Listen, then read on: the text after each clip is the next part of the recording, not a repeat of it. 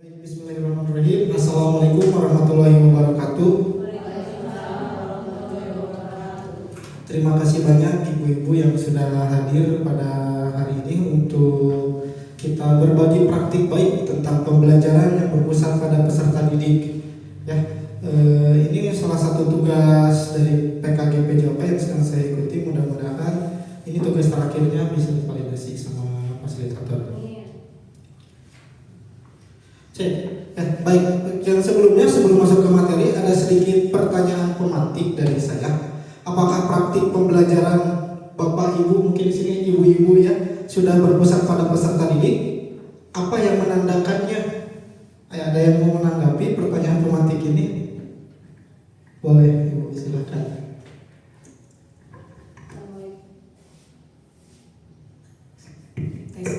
Assalamualaikum warahmatullahi wabarakatuh.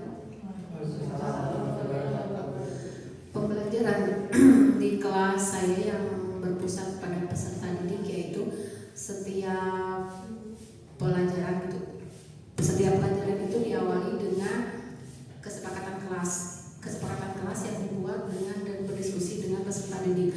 Lalu dalam pembelajaran dimulai dengan pertanyaan pemantik yang guru tanyakan kepada siswa. Jadi siswa ditanya pengalaman apa atau pengetahuan awal apa yang mereka ketahui tentang materi yang akan diajarkan, sehingga guru tidak langsung membuka tentang materi pembelajaran, tapi bertanya dulu kepada siswa tentang pengetahuan awal yang mereka ketahui. Nah, selain itu juga siswa juga ditanya tentang lingkungan sekitar yang mereka ketahui. Contohnya, selama kalian dalam perjalanan dari rumah ke sekolah, apa kira-kira, contohnya saya mengajarkan tentang ekosistem sebenarnya. Kira-kira tumbuhan apa atau ekosistem apa yang terjadi di jalan yang menurut kalian ketahui?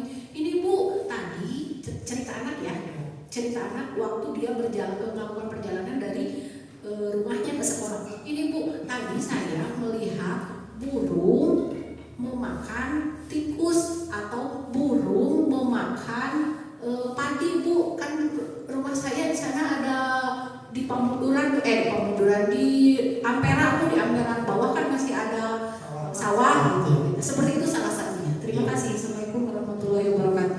Waalaikumsalam warahmatullahi wabarakatuh. Baik, terima kasih kepada Ibu Mulyati sudah menanggapi pertanyaan pemantik. Apakah praktik pembelajaran kita yang sudah berpusat pada peserta didik, apa yang menandakannya? Mungkin tadi yang disampaikan sama Ibu Mulyati itu tentang ekosistem. Jadi sebelum pembelajaran dimulai melakukan diagnostik awal atau asesmen diagnostik ya, untuk mengetahui sejauh mana nih kemampuan peserta didik kita yang akan belajar tentang materi yang akan diajarkan hari ini. Ya. Terima kasih. Untuk ada lagi yang mau menanggapi pertanyaan pemantiknya? Baik, kalau tidak ada kita langsung saja. Nah, pembelajaran yang berpusat pada peserta didik, pembelajaran berpusat pada peserta didik atau Student Centered Learning atau bisa disingkat SCL, ya, suatu pendekatan pembelajaran yang menerapkan peserta didik sebagai pusat dari pembelajaran, dari proses pembelajaran itu. Dalam metode ini atau dalam model ini, peserta didik bukan hanya menerima informasi pasif tetapi aktif dalam membangun pengetahuannya sendiri. Nah, seperti yang tadi disampaikan sama Bu Mulyati, peserta didik itu digali dulu sama kita. Jadi jangan langsung kita kasih tahu mungkinnya ekosistem itu ada ini, misalkan burung makan ini, dia ya Bu Mulyati tidak menerangkan seperti itu, tapi dia memancing, memberikan pertanyaan pemantik kepada peserta didik. Gimana nih supaya peserta didik itu bisa berpikir kritis? Ya, bisa berpikir kritis, dipancing, digali. Nah, itu salah satu peran kita. Nah, di sini ada lagi paragraf kedua. Guru berperan sebagai fasilitator yang menciptakan lingkungan belajar yang kondusif dan memberikan bimbingan yang sesuai dengan kebutuhan individu peserta didik. Nah, kita bergeser. Kalau mungkin zaman dahulu waktu kita masih sebagai peserta didik, ya, kita disuguhi sama guru-guru kita itu, kamu belajar ini. Nah, di kurikulum Merdeka sekarang berbeda. Apa yang membedakannya? Yaitu pusat pembelajaran itu Jadi tidak hanya kalau istilah bahasa Sunda nama dihuapan, istilahnya sok dihuapan wae zaman baheula mah.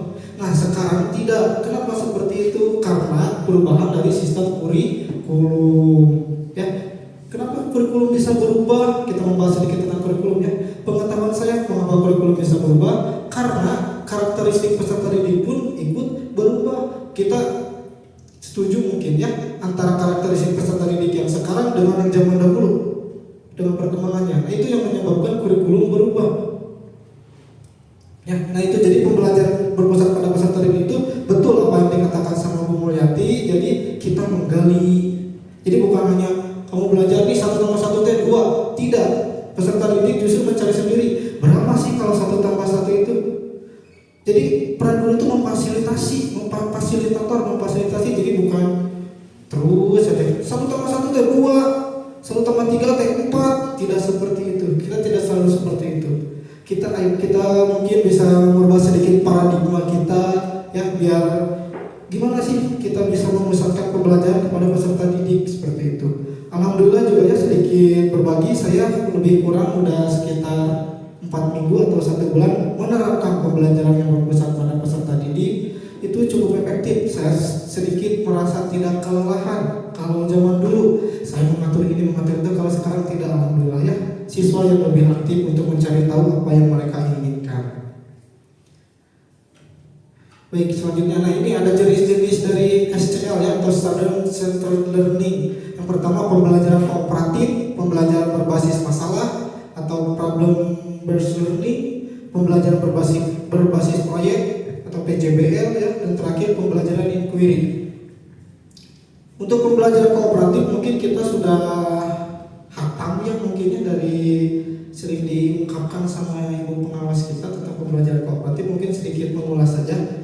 Pembelajaran kooperatif menekankan pembelajaran pada kerjasama antar siswa dalam kelompok kecil untuk menciptakan tujuan bersama. Itu pembelajaran kooperatif. Jadi dibuat kelompok. Kalau dibuat kelompok nanti siswa akan berdiskusi dan mereka bisa langsung masuk ke PBL atau pembelajaran berbasis masalah atau project based learning ya, problem based learning ya, untuk pembelajaran berbasis masalah. Nah ini pembelajaran berbasis masalah dimulai dengan sebuah permasalahan.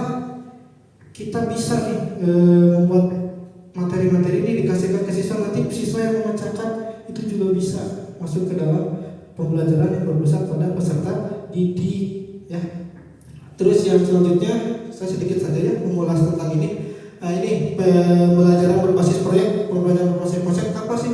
Nah itu sudah dijelaskan di hari kemarin ya, di pembelajaran yang sebelumnya. Dan selanjutnya ada pembelajaran inquiry. Pembelajaran inquiry mendorong siswa untuk mencari jawaban atas pertanyaan mereka sendiri melalui proses penyelidikan. Nah ini mungkin lebih kompleks, bisa dilakukan di kelas atas ya, di kelas 4 sampai kelas 6. Gimana maksudnya pembelajaran inquiry? Dia tuh punya pertanyaan, misalkan contohnya, kenapa burung itu memakan padi, misalkan yang tadi contoh kasus dari Bu Mulyati. Ya, kenapa burung itu bisa memakan padi? Dia analisis. Oh, ternyata ketika sudah dianalisis, sudah melakukan penyelidikan, oh ternyata ketika burung memakan padi itu emang makanan sehari yaitu padi. Selain padi tadi burung bisa memakan tikus, misalkan seperti itu. Nah itu mereka mempunyai pertanyaan dalam dirinya sendiri. Mereka juga bisa memecahkan masalahnya sendiri. Pertanyaan yang mereka itu kan, mereka ini gimana? Mereka bisa menjadikannya sendiri, ya, memahaminya sendiri. Baik, selanjutnya ada kelebihan dan kekurangan SCL. Ini kenapa saya tayangkan kelebihan dan kekurangan SCL? Karena mungkin bisa merubah sedikit paradigma kita untuk pembelajaran ini. Yang pertama ada kelebihan. Kelebihannya melatih berpikir kritis peserta didik dalam proses pembelajaran, seperti tadi yang dimaksudkan di pembelajaran inquiry. Dia punya pertanyaan sendiri, dia yang mencari jawabannya sendiri. Seperti itu. Terus yang kedua, pengalaman belajar lebih bermakna karena pengetahuan didapat melalui proses discovery dan inquiry. Ya, jadi pembelajaran kan lebih bermakna. Oh iya, ketika dia merasakan apa yang dia pelajari itu paham, otomatis pembelajaran itu akan bermakna untuk para peserta didik kita. Yang selanjutnya, tiap pembelajaran dan evaluasinya mempertimbangkan karakteristik, minat, kebutuhan, dan latar belakang peserta didik. Nah ini mungkin cukup penting ya. Pembelajaran itu evaluasinya yang diinikannya mempertimbangkan karakteristik. Ini mungkin yang sering kita lupa ya, bahwa kita karakteristik peserta didik itu berbeda-beda ya. Mungkin kita setuju untuk mengatakan bahwa karakteristik setiap peserta didik itu berbeda. Kenapa bisa berbeda? Saya kebetulan mengajar PJOK. Contoh kasusnya ya, saya mengajar PJOK. Saya mengajar di kelas 4, kelas 5, kelas 6. Jangan ambil yang berbeda jenjang. Misalkan contoh saya mengajar kelas 4A di pagi hari. Siangnya saya mengajar di kelas B. Padahal materi yang saya sampaikan kepada peserta didik itu sama, tapi respon dari peserta didik itu bisa berbeda. Nah, itu salah satunya karena karakteristik dari kelas itu berbeda-beda. Kalau misalkan respon yang mereka ini kan sama, berarti karakteristiknya cenderung sama. Nah, itu ya. Jadi karakteristik itu berbeda-beda. Selanjutnya ada kekurangannya. Lebih menantang diimplementasikan dalam kelas besar. Maksud dalam kelas besar itu mungkin kelasnya yang gemuk ya, atau di kelas atas itu bisa diimplementasikan. Mungkin kalau untuk kelas rendah atau kelas bawah itu bisa mengadopsinya. Kita memiliki strategi pembelajaran yang kira-kira menurut kita akan sesuai dengan peserta didik kita.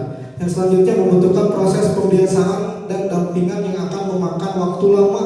Nah ini ya seperti dengan mirip dengan PJB ya, atau project based learning. Jadi waktunya itu kita tidak akan singkat.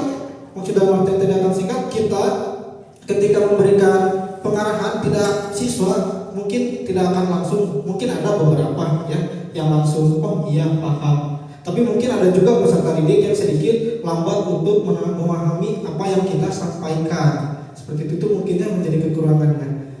Bagi guru yang belum terbiasa mendengarkan suara peserta didik, butuh kesabaran dan proses belajar yang konsisten. Nah ini sedikit menarik ya. Suaranya itu ada dalam tanda kutip. Nah suara itu berarti kita mendengarkan apa yang peserta didik inginkan.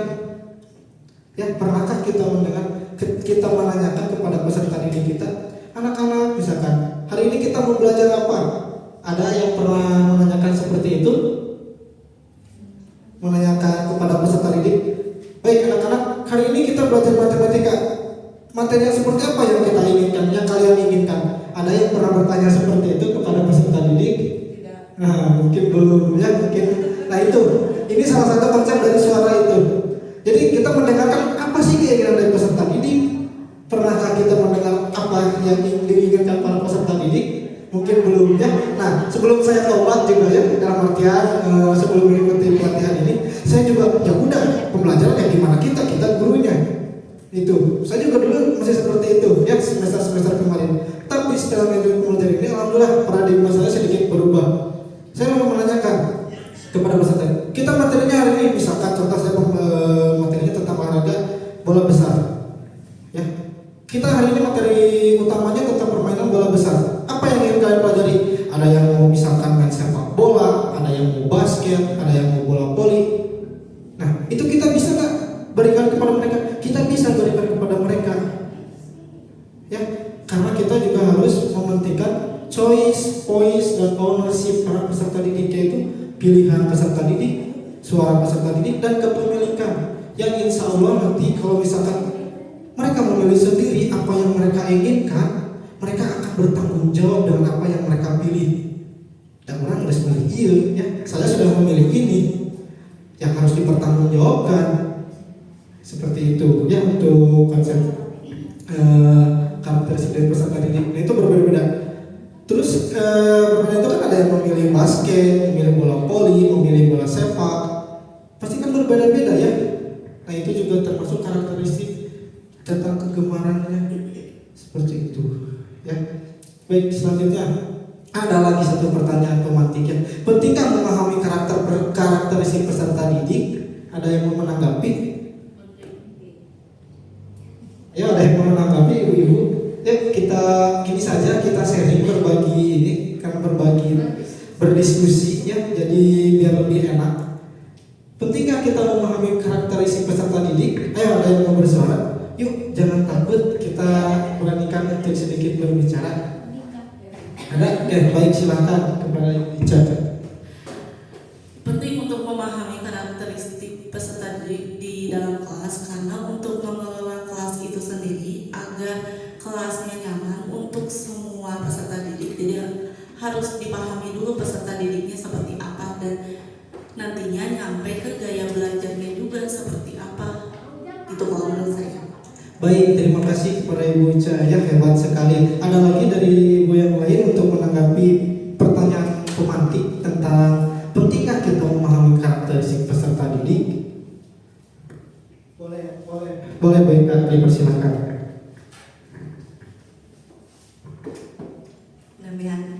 Menambahkan sedikit tadi sudah dari Bu Ica. Memang penting untuk memahami karakteristik peserta didik karena semua peserta didik itu adalah unik ya. Pribadi manusia itu semuanya unik, jadi tidak bisa disamakan. Jadi harus memahami itu guru bagaimana karakteristik si B. Jadi nanti pendekatannya juga akan berbeda-beda, tidak bisa disamakan untuk mendapatkan hasil yang lebih efektif, terutama untuk anak yang itu gitu ya, spesial namanya. Ya. Itu saja. Baik, terima kasih kepada Ibu Eka dan Ibu Ica telah menanggapi sedikit pertanyaan pemantik dari saya agar diskusinya lebih tenang, lebih enjoy gitu untuk kitanya. Nah, pentingkah memahami karakteristik peserta didik? Nah ini ya, penting memahami karakteristik dari peserta didik. Yang pertama, memungkinkan guru untuk menyesuaikan pembelajaran. Ini sama dengan yang tadi disampaikan oleh Ibu Eka dan Ibu Ica. Ya, jadi ketika kita mengetahui karakteristik peserta didik, kita akan menyesuaikan strategi, model, metode pembelajaran yang akan kita berikan kepada peserta didik. Kita tidak akan disamakan. Ya, kalau kita disamakan, misalkan karakteristik A dan B itu kita udah sepakat bahwa siswa A dan siswa B itu berbeda, tapi kita berikan treatment yang sama, pasti nanti mungkin siswa A bisa menerimanya, siswa B itu belum tentu. Nah itu ya, jadi penting kita memahami dulu nih karakteristik peserta didik. Yang kedua, meningkatkan motivasi belajar. Ya, nah ini bisa meningkatkan motivasi belajar karena mungkin ketika kita sudah merancang strategi, model, metode pembelajaran yang sesuai, ya minat dari peserta didik untuk belajar itu meningkat. Gening, seru ya. Ternyata seru nih pembelajaran ini. Ya, saya bisa memilih pembelajaran yang saya inginkan. Seperti itu. Terus yang selanjutnya, membantu siswa mencapai potensi maksimal. Ya, ketika kita yang tadi saya paparkan sesuai dengan apa kebutuhan siswa, insya Allah potensi yang nanti didapat dari peserta didik itu akan maksimal. Yang terakhir, membangun hubungan yang positif antara guru dan siswa. Ya, itu mungkin pentingnya memahami karakteristik peserta didik, manfaatnya untuk kita dan untuk peserta didik. Baik, selanjutnya, nah ada pembelajaran berdiferensiasi. Menyambung dari yang tadi tentang karakteristik, ketika kita sudah tahu pembelajaran kita sudah tahu karakteristik peserta didik itu berbeda-beda, berarti cara kita itu melakukan pembelajaran berdiferensiasi. Apa sih pembelajaran berdiferensiasi? Ada yang mau memaparkan sebelum membaca slide ini?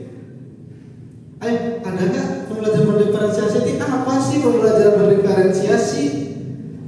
Di kurikulum Merdeka itu suka ada istilah pembelajaran berdiferensiasi.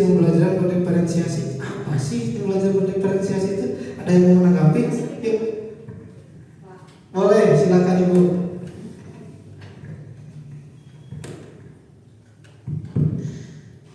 Bismillahirrahmanirrahim. Pembelajaran diferensiasi itu suatu metode pembelajaran yang memfasilitasi minat, bakat, karakteristik siswa berdasarkan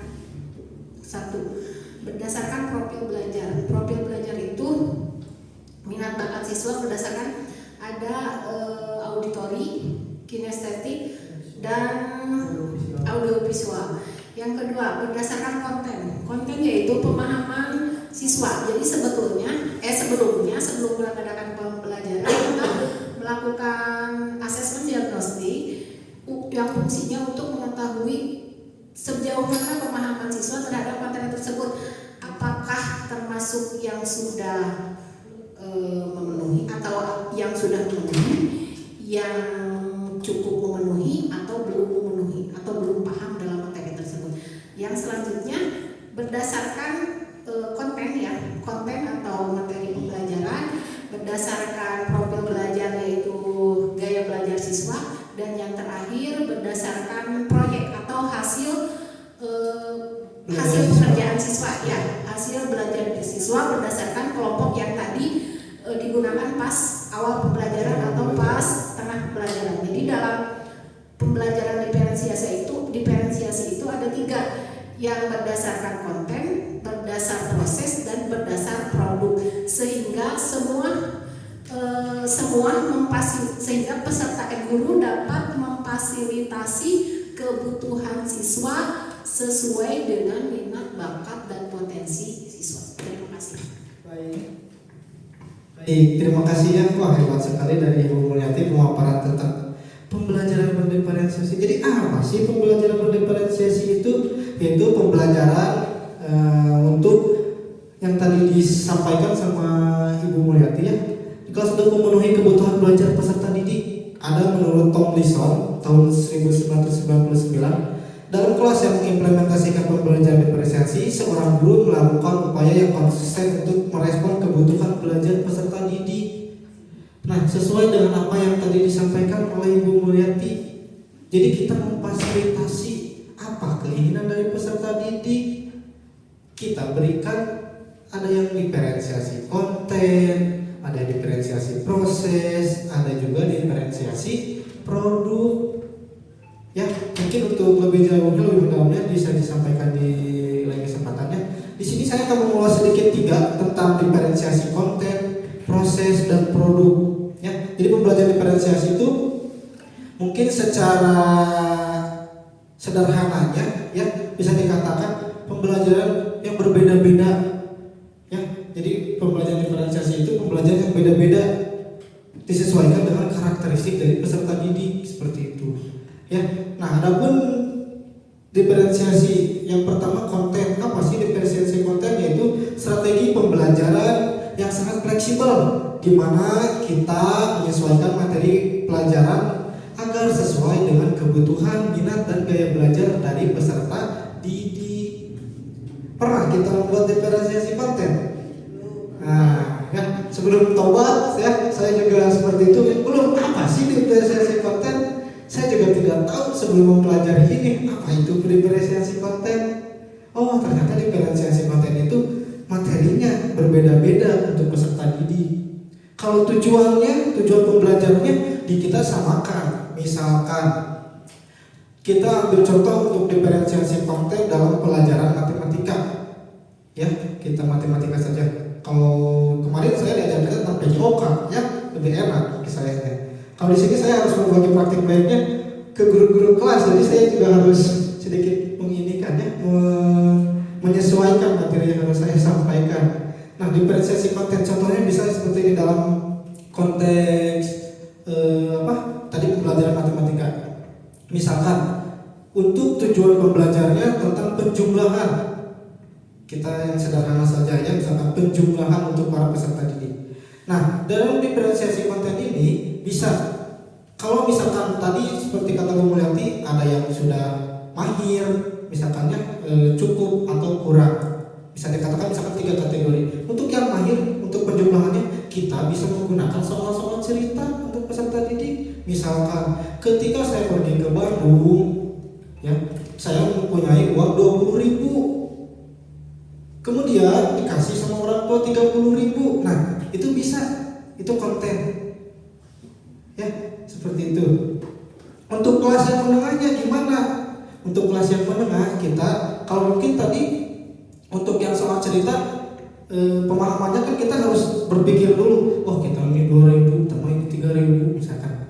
Itu kan jadi bernalar kritisnya ada untuk siswa yang sudah mahir. Kalau yang belum mahir gimana? Kita turunkan Bisa misalkan kita bisa menggambarkan atau kita mempunyai sebuah bola-bola kecil, jumlahkan.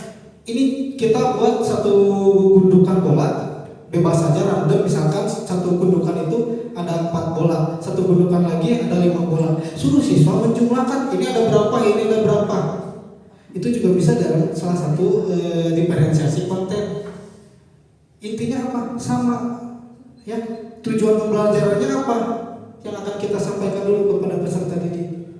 Kalau tadi saya contohkan itu tentang penjumlahan.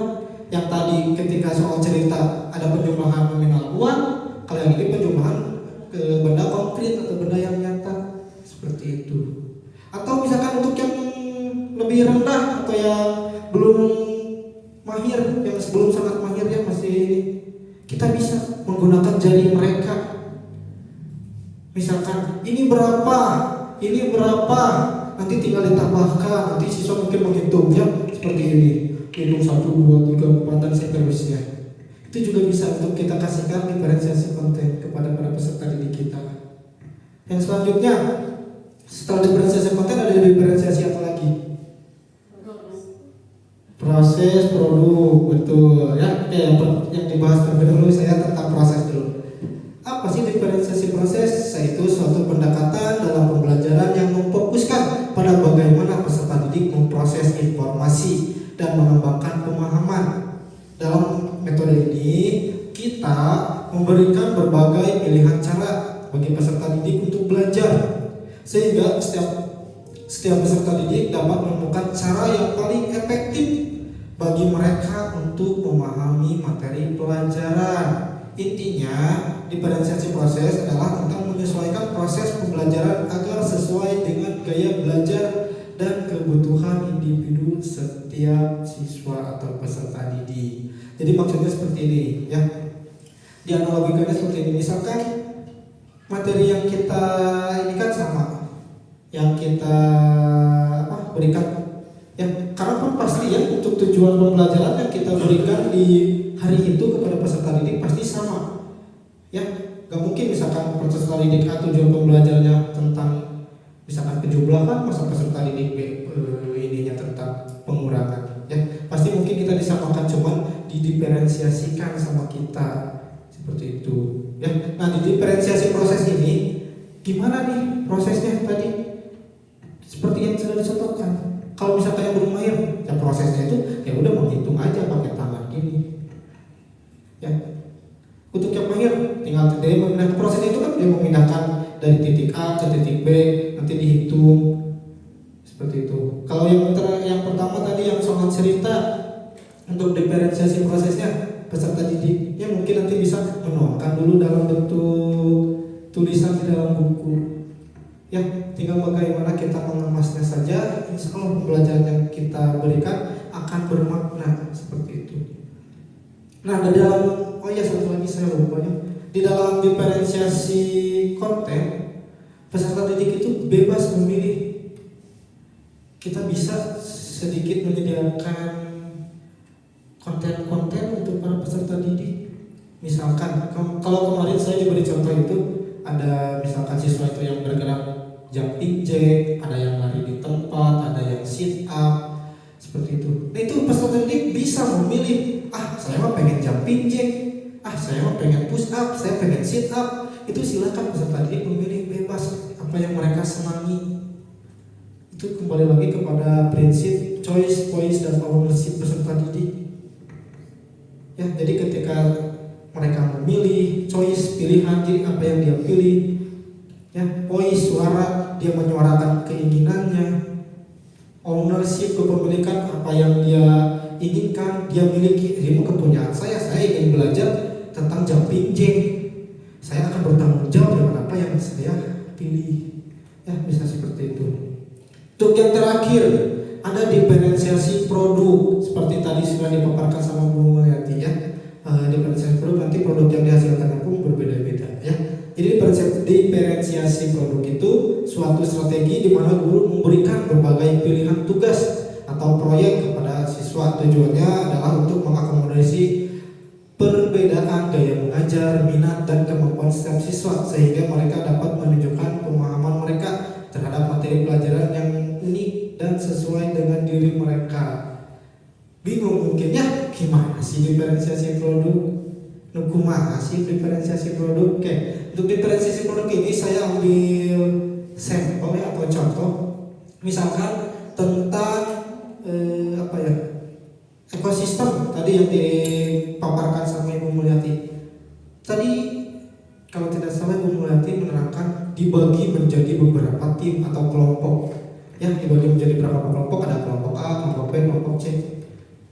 Materi tujuan pembelajaran yang diberikan itu sama, tentang misalkan mengenal ekosistem. Tapi untuk diferensiasi produknya pasti di tiap kelompok itu berbeda-beda. Karena tadi saya ketika jalan dari rumah ke sekolah menemukan burung yang memakan padi misalkan. Saya tuangkan aja dalam bentuk poster. Ya, itu bisa, berarti produk hasilnya apa terakhirnya? Poster untuk peserta didik. Seperti itu. Ya. Atau ada lagi misalkan kelompok yang lain. Saya mah tadi udah membuat poster, saya ingin membuat yang lain biar berbeda. Misalkan dia membuat burung-burungan yang sedang makan padi, kayak alat peraga gitu. Itu bisa. Itu diferensiasi produk. Jadi hasil yang akan, jadi ketika dia menerima pembelajaran, tujuan pembelajaran yang sama, hasil akhir yang akan didapat peserta didik itu berbeda-beda sesuai dengan gaya mengajarnya, gaya belajarnya, gaya belajar peserta didik. Mungkin seperti yang tadi dipaparkan ada audio, kinestetik. Itu tergantung dari karakteristik peserta didik. Karena peserta didik itu kan unik seperti kata Ibu Eka itu. Ada yang misalkan lebih cepat paham dengan menggunakan, saya mah udah nonton video, jadi apa kieu gedingan. Ada yang seperti itu. Ada juga misalkan cuma diterangkan seperti ini langsung paham, itu ada juga. Ya, nah itulah karakteristik peserta didik yang unik. Jadi yuk kita sedikit merubah paradigma kita ubah sedikit-sedikit, tidak akan mungkin bisa langsung sekaligus blok. Kita sedikit-sedikit kita belajar, kita sharing ya. Di sini sekali lagi saya mohon maaf sekali ya, saya tidak bermaksud untuk menggurui ibu bapak guru di sini. Saya ingin cuma berbagi apa yang sudah saya dapatkan ketika saya pelatihan, saya bagikan kepada para ibu bapak di sini. Seperti itu. Oke, selanjutnya habis ternyata ya. Oke, mungkin itu saja pemaparan dari saya. Lebih kurangnya saya mohon maaf ya. Mudah-mudahan apa yang saya berikan bisa sedikit menjadi referensi ibu bapak guru untuk menuangkan pembelajaran yang lebih bermakna kepada peserta didik ya, terutamanya mungkin guru-guru yang masih muda. Yuk kita bergerak, kita belajar bareng lagi, seperti itu ya. Akhirul kalam saya akhiri, terima kasih. Assalamualaikum warahmatullahi wabarakatuh.